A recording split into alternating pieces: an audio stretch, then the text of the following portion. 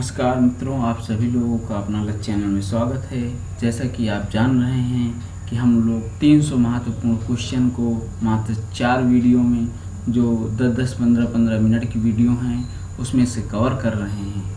चलिए, अभी तक जो है 151 क्वेश्चन 150 क्वेश्चन हम कर चुके हैं।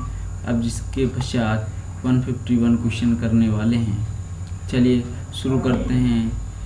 151 क्वेश्चन जो है, प्रतिस्थापन का सिद्धांत किस वैज्ञानिक ने दिया था? तो वह दिया था गुथरी ने। इसके बाद 152 स्व सिद्धांत किसने दिया था? तो वह दिया था कार्ल रोजर ने।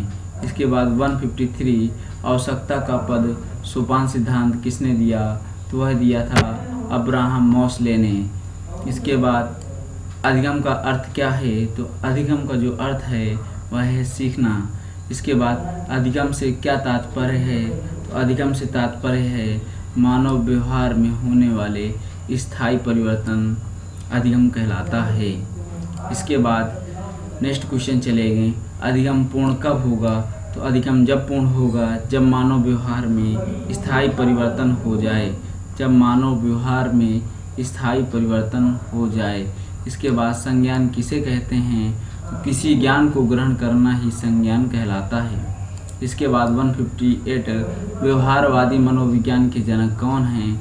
तो व्यवहारवादी मनोविज्ञान के जनक वाटसन हैं। मनोविज्ञान के जनक कौन हैं? तो मनोविज्ञान के जनक सिगमंड फ्रॉयड हैं। इसके बाद विश्लेषणात्मक मनोविज्ञान के जनक कौन हैं? तो वह हैं सिगमंड फ्रॉयड। इसके बाद एक कारक सिद्धांत को और किस नाम से जाना जाता है? तो एक कारक सिद्धांत को राजकीय सिद्धांत के नाम से जाना जाता है। इसके बाद बुद्धि का सबसे पुराना सिद्धांत कौन सा है?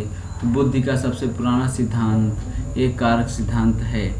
इसके बाद बुद्धि का द्विकारक सिद्धांत किसने दिया? तो वह दिया था स्पीयरमैन ने। इसके बाद स्पीयरमैन कहाँ के निवासी हैं? तो स्पीयरमैन फ्रांस के निवासी हैं। स्पीयरमैन पहले किस विषय के प्रोफेसर थे? तो स्पीयरमैन पहले सांख्यिकी विषय के प्रोफेसर थे, बाद में मनोविज्ञान के प्रोफेसर बने। स्पीयरमैन ने बुद्धि का संबंध किससे बताया है? तो स्पीयरमैन ने बुद्धि का सिद्धांत संबंध चिंतन से बताया है। बालकों को भाषाई विकास का क्रम क्या है? तो बालकों का जो भाषाई क्रम का विकास है, रोना, बबलाना और हाव भाव। इसके बाद बालक किस उम्र में वाक्यों द्वारा अपनी बात को कह पाता है? तो बालक जो है 5 वर्ष की उम्र में अपनी बात को कह पाता है। बालक को सबसे पहले क्या बोलता है? तो बालक सबसे पहले व्यंजन बोलता है और व्यंजन में वह सबसे पहले माँ शब्द बोलता है। इसके बाद बालक सबसे पहले किसकी भाषा को पहचानता है? तो बालक सबसे पहले अपनी माँ की आवाज़ को पहचानता है। इसे ही मातृभाषा कहते हैं। इसके बाद पारेटन विधि के जनक कौन हैं? तो पारेटन विधि के जनक पेस्टोलॉजी हैं। इसके बाद खोज अनुसंधान ह्यूरिस्टिक विधि के जनक कौन हैं? तो उसके जनक जो हैं आर्मस्ट्रांग हैं। खोज विधि का संबंध किससे है? तो खोज विधि का संबंध भूतकाल से है।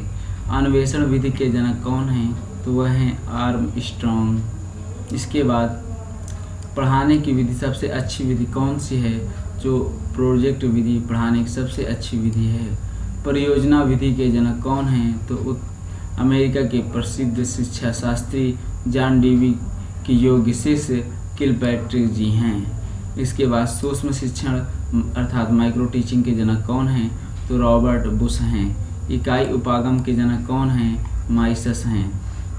जन्म के समय बालक में कितनी हड्डियां होती हैं? तो 270 हड्डियां होती हैं। शरीर की सबसे लंबी हड्डी का क्या नाम है? फीमर, जो जांघ में होती है। इसके बाद शरीर में सबसे छोटी हड्डी का क्या नाम है? तो वह है स्टेपीज, जो कान में होती है। शरीर में सबसे मजबूती हड्डी का नाम क्या है? तो वह है मांडिबल, जो जबड़े में होती है। जन्म के समय नवजात शिशु की त्वचा का रंग कैसा होता है? तो हल्का गुलाबी। 15 दिन के बाद त्वचा स्थायी रंग को प्राप्त कर लेती है। नवजात शिशु कितने घंटे तक सोता है? तो 18 से 20 घंटे तक सोता है और वह 2 घंटे में जाकर अपनी मांसपेशियों को घुमाता है। बालक का विकास 6 वर्ष तक लगभग कितने प्रतिशत हो जाता है? तो 90% हो जाता है। बालक का विकास 10 वर्ष तक कितने प्रतिशत हो जाता है? तो वह 95% हो जाता है। बाल्य अवस्था में बालकों की हड्डियाँ कितनी होती हैं? तो बाल अवस्था में बालक की हड्डियाँ 270 से 350 हो जाती हैं। इसके बाद नेक्स्ट क्वेश्चन, निःशुल्क एवं बाल शिक्षा का अधिकार अधिनियम 2009 का विस्तार किस राज्य में नहीं हुआ? तो वह जम्मू कश्मीर में नहीं हुआ। इसके बाद शिक्षा का अधिकार अधिनियम 2009 के तहत निजी विद्यालयों को कितने प्रतिशत सीट आरक्षित करना होता है? तो वह 25% सीट आरक्षित करना होता है। इसके बाद 12 वर्ष तक के बालक के मस्तिष्क का भार कितना होता है? तो लगभग 1260 ग्राम, जबकि एक स्वस्थ बालक मनुष्य की मस्तिष्क का भार 1400 ग्राम होता है। 2206 हड्डियां होती हैं।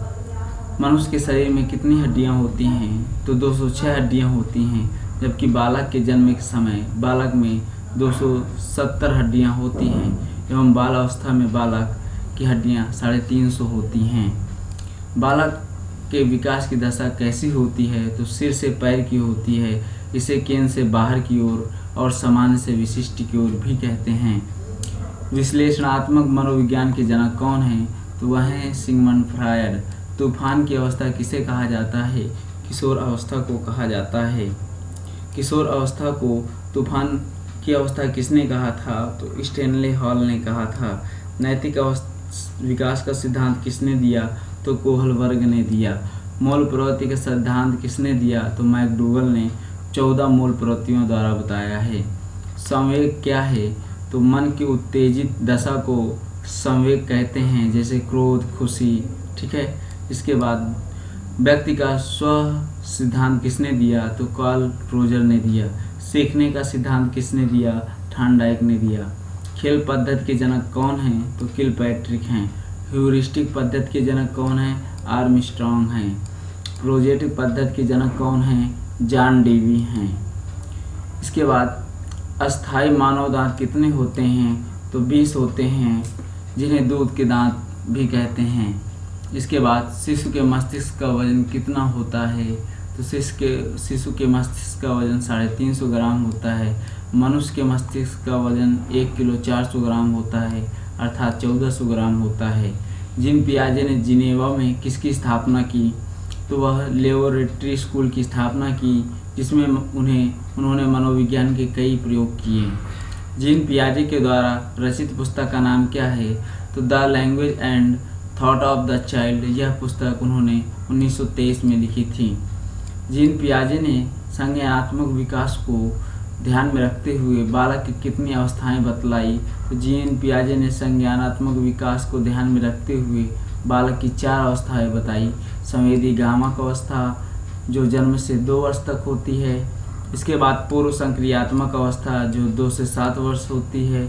तीसरा है ठोस या मोड़ संक्रियात्मक अवस्था, जो 7 से 11 वर्ष होती है। इसके बाद औपचारिक संक्रियात्मक अवस्था, जो 11 से 18 वर्ष तक होती है। संवेदी गत्यात्मक अवस्था को और किस नाम से जाना जाता है? वह जाना जाता है इंद्रियजन ज्ञान की अवस्था। अधिगम अंतरण से क्या तात्पर्य है? तो किसी पूर्व ज्ञान के आधार पर नए ज्ञान को सीखना ही अधिगम अंतरण कहलाता है। इसके बाद उदाहरण जैसे साइकिल चलाने वाला व्यक्ति स्कूटर चलाना जल्दी सीख जाता है। अधिगम अंतरण कितने प्रकार के होते हैं? तो अधिगम अंतरण 3 प्रकार के होते हैं, धनात्मक, शून्यात्मक और ऋणात्मक। धनात्मक अंतरण कितने प्रकार का होता है? तो धनात्मक अंतरण 3 प्रकार का होता है, क्षैतिज समानांतर, ऊर्ध्वाधर, लंबवत, द्विपार्श्विक। इसके बाद गणित संबंधी विकार को क्या कहते हैं? तो कुलिया कहते हैं। पढ़ने संबंधी विकार को क्या कहा जाता है? तो डिसलेक्सिया कहा जाता है। लिखने संबंधी विकार को क्या कहा जाता है? डिस्ग्राफिया कहा जाता है। लिखना, पढ़ना और बोलने संबंधी विकार को क्या कहते हैं?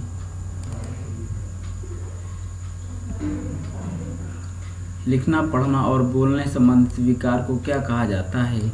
तो कहा जाता है डिस्प्रैक्सिया। अवधान संबंधी विकार को क्या कहते हैं? इसे कहते हैं ADHD। इसके बाद विशिष्ट बालक कौन होते हैं? वे बालक जो सामान्य बालकों से हटकर होते हैं। इन्हें एक नया शब्द दिया जाता है, विभिन्न योग्यता रखने वाले बालक। इसके बाद विशिष्ट बालकों में कौन कौन से बालक आते हैं? तो विशिष्ट बालकों की श्रेणी में आने वाले बालक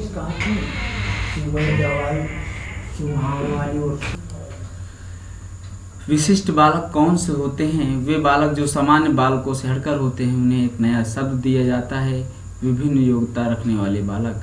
विशिष्ट बालकों में कौन कौन से बालक आते हैं? तो विशिष्ट बालकों की श्रेणी में आने वाले बालक प्रतिभाशाली बालक, पिछड़े बालक, गूंगा, बहरा और अंधा, सृजनशील, संवेगात्मक दृष्टि से पिछले बालक होते हैं।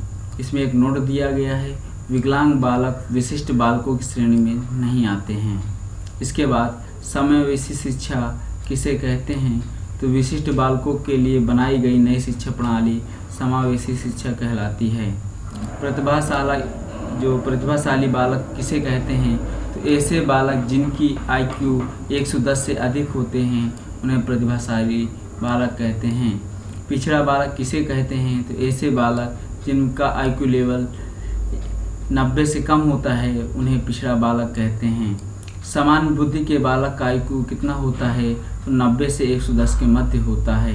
सृजनशील बालक किसे कहते हैं? तो सृजनशील बालक वे बालक होते हैं जिनमें कुछ नया करने की क्षमताएं होती हैं, जो नए आविष्कार या अनुबंधन करने की क्षमता रखते हैं। सृजनशील बालकों का IQ कितना होता है? तो सृजनशील बालकों का IQ 120 से अधिक होता है। वंचित बालक किसे कहते हैं? तो वंचित बालक वे बालक होते हैं जिन्हें शिक्षा के उचित अवसर प्राप्त नहीं हो पाते हैं, लेकिन वे पढ़ने की क्षमता रखते हैं, लेकिन वे शिक्षा से वंचित रह गए। उदाहरण आदिवासी क्षेत्रों के बच्चे, बाई के बच्चा और मजदूर का बच्चा, ठीक है, ये जो है वंचित बालक होते हैं। बाल अपराधी बालक कौन होते हैं? बाल अपराध बालक वे बालक होते हैं जो सामान्य के मान्य अधिनियम का उल्लंघन करते हैं, बाल अपराध बालक कहलाते हैं। बाल अपराधियों के प्रकार बताइए। तो चोरी करने वाले बालक, स्कूल का फर्नीचर तोड़ने वाले बालक, स्कूल में मारपीट और हिंसा करने वाले बालक, स्कूल के रिपोर्ट कार्ड में छेड़छाड़ करने वाले बालक। बाल अपराध बनने के कारण क्या हैं? आनुवांशिकता या व्यक्तिगत आवश्यकताओं की पूर्ति न होना या फिर शारीरिक दोष। ऐसे बालक हीन भावना से ग्रसित होकर अपराधी बन जाते हैं। घर का वातावरण अशांत होना, कुसंगत के कारण, या फिर दादा दादी का अधिक लाड़ प्यार। स्तरहीन मनोरंजन, माता पिता का गरीब होना, पक्षपातपूर्ण होना या फिर माता पिता का तलाक आदि, ठीक है। इसके बाद बाल अपराधियों के उपचार क्या क्या हैं? तो इन्हें जो है मनोवैज्ञानिक विधि, समाज शास्त्रीय विधि, वैज्ञानिक विधि के द्वारा इनको सही किया जा सकता है। इसके बाद समस्यात्मक ग्रस्त बालक कौन से होते हैं? तो वे बालक जिनके व्यवहार में ऐसी कोई असामान्य बात होती है जिसके कारण वे समस्याग्रस्त बालक बन जाते हैं, जैसे कक्षा में देर से आना, स्कूल से भाग जाना, कक्षा में अधिक बातें करना, अधिक क्रियाशील होना, गृह कार्य करके न ले जाना और कक्षा में पढ़ाई में ध्यान न लगाना। समस्यात्मक बालकों की समस्या शिक्षक द्वारा कैसे दूर की जाती है? तो शिक्षकों को चाहिए कि ऐसे बालकों को अलग अलग बिठाएं और सबसे आगे बिठाएं। शिक्षक को स्वयं बालक की समस्या के कारणों को पता लगाना चाहिए और दूर करना चाहिए। शिक्षकों को ऐसे बालकों के घर जाकर उनकी समस्या का पता लगाना चाहिए। गिलफोर्ड ने सृजनात्मक सिद्धांत के 4 तत्व बताए हैं: लोचशीलता, मौलिकता, अपसारिकशीलता, केंद्र विमुख। इसके बाद वैज्ञानिक गुण ने सृजनशीलता के कितने तत्व दिए हैं? तो वैज्ञानिक गुण ने सृजनशीलता के 5 तत्व दिए हैं। मौलिकता, अनुकूलता, विचारात्मकता, विचारों का सहचर, लोकशील का विविध।